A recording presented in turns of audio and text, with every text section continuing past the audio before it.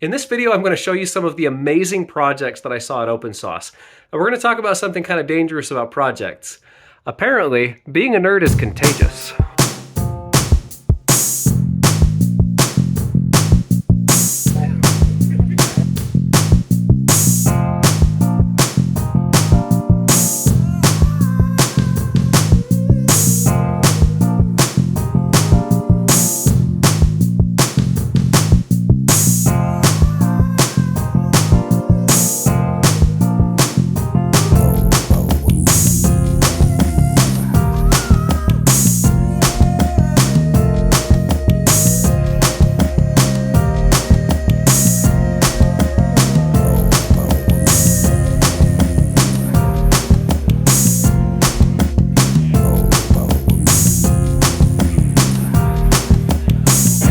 Zen XY? Yeah, because it's a core XY machine. They want a vortex cannon just like that.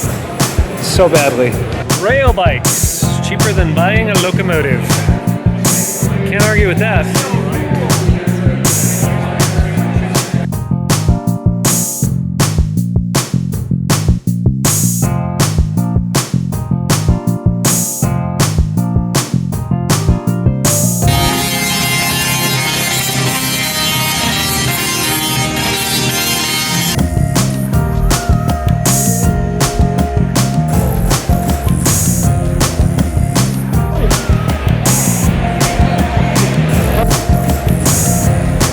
So cool!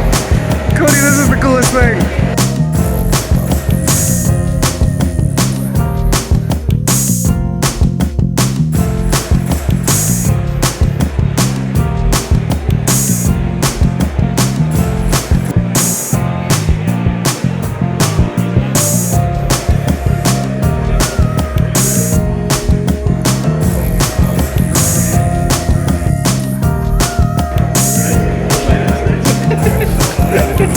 Wheelchair wheel. I like this. I want that. It's incredible.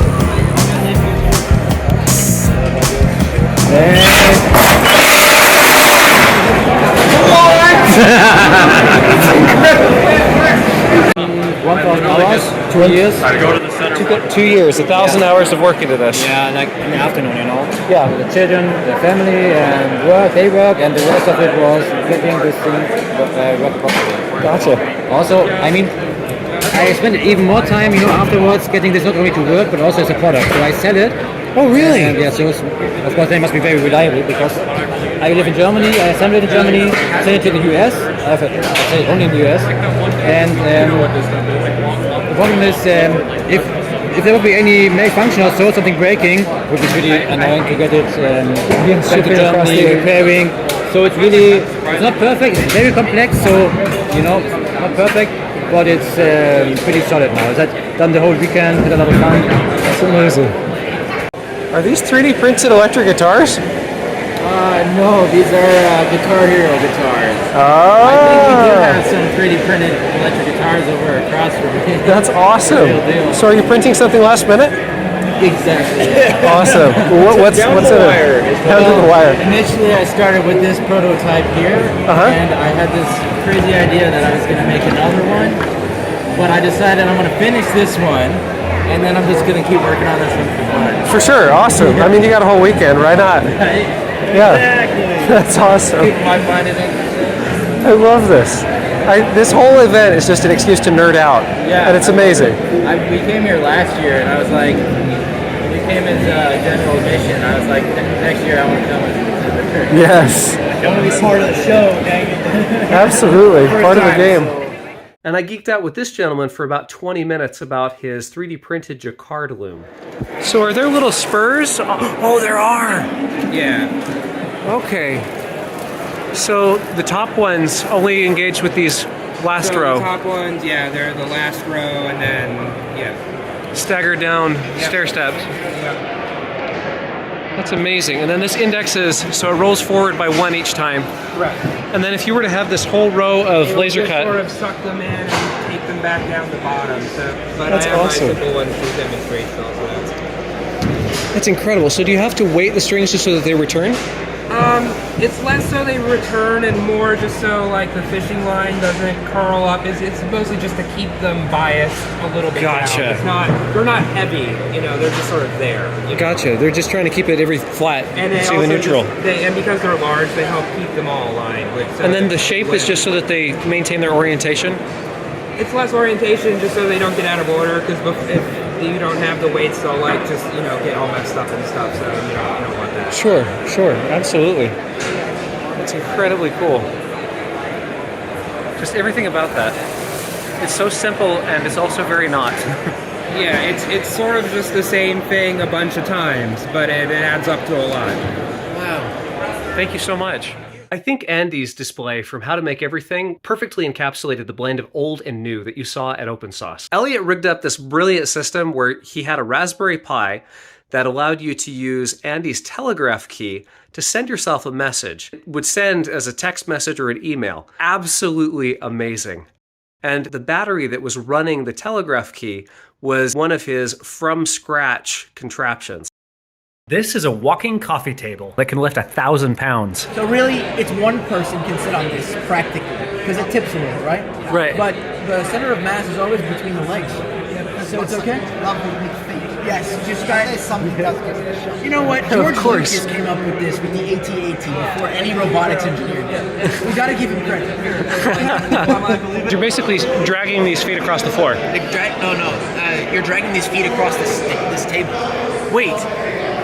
Can you run that by me again? So you've got core XY belts up here that are... So you move this leg relative to this surface. Okay. And it slips and it slides on this surface here. Okay. Right? So now you just have to push this across this leg. And then you move the leg, and then you do it again. So the legs are literally moving under the body, sliding on the bottom of this. And then you shift the whole top using that as a fixed point. It's a lot of really weird relative coordinate systems when you program it in G-code. Weird. It's all G-code driven. It's all G-code, so it's like a 3D printer. It's just a Core XY 3D printer. It's four Core XYs put together. That's amazing. That's it. Basic and simple. What's your channel's name? Good and basic. Good and basic. Good and basic. Everywhere I looked, there were 1,000 conversations where people were just so excited to share what they've made and to see what someone else has made and to talk about the details of how the problems were solved. That is intoxicating and really, really fun. The energy in the atmosphere was just enthusiasm and creativity and curiosity, where you just wanted to make and explore and do and try things and see if they work. It made me want to go again next year. And more than that, it made me want to come home and invest a little bit more time and creativity in my own projects, including tackling things that have intimidated me in the past, like learning a little bit of robotics and learning how to do some of the things like Elliot's Raspberry Pi project. And that brings us to the sponsor of today's video, which is Formlabs, incidentally also one of the sponsors for OpenSauce. Among the amazing displays at OpenSauce was this incredible materials display from Formlabs. Formlabs sent me their Form 4 printer. Not only did they send me their Form 4 printer, they sent me the entire fleet of tools that goes with it. So they kind of went all out.